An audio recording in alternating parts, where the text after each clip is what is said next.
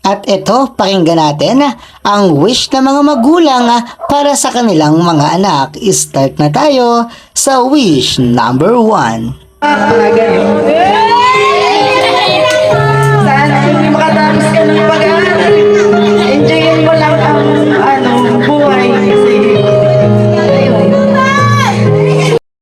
At ito naman ang wish number 2. Ano na sir, tapos makapagtapos ng pag-aaral, maging mabuting bata.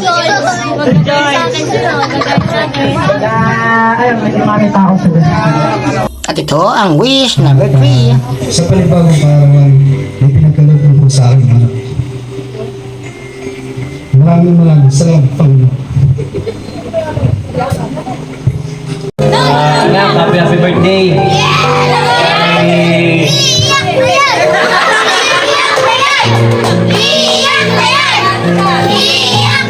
Nakikinig lagi sa papa, ha? Huwag hindi napapalo. Ha? Na magpupulpol. Gagaya maglalasing. Mahal naman nga namin ni Mama at ni Mama. Happy birthday. At ang pinakauli sa lahat, yung tito na hindi pa nga nag-wish ay umiyak na.